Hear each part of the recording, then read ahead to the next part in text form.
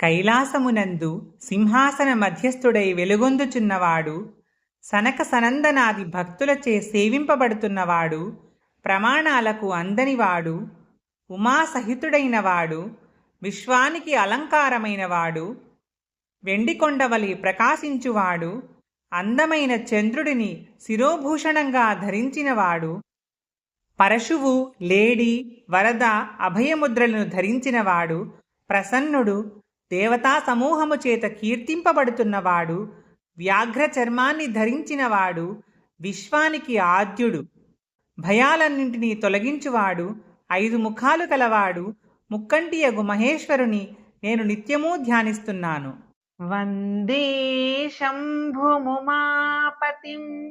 సురగురుం వందే జగత్కారణం వందే పన్నగభూషణం మృగధరం వందే పశూనాం పతిం వందే సూర్యశశాంకవహ్నినయనం వందే ముకుందప్రియం వందే భక్తజనాశ్రయం చ వరదం వందే శివం శంకరం.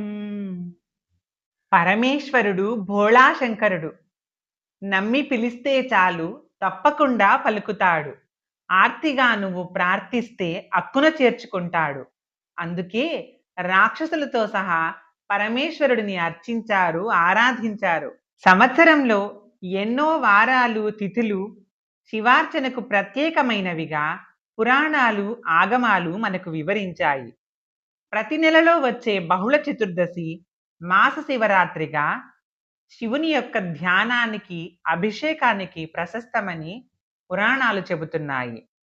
మాఘమాసంలోని కృష్ణపక్ష చతుర్దశి మాస శివరాత్రి మహాశివరాత్రిగా ప్రఖ్యాతి పొందింది. ఆ రోజు చేసే శివరాత్రి వ్రత ఫలితముతో సంవత్సరకాల శివారాధన ఫలం భక్తులకు లభిస్తుందని శైవ శాస్త్రాలు చాటుతున్నాయి. ఇలాంటి మరిన్ని వీడియోల కోసం ఈ ఛానల్ని సబ్స్క్రైబ్ చేయండి.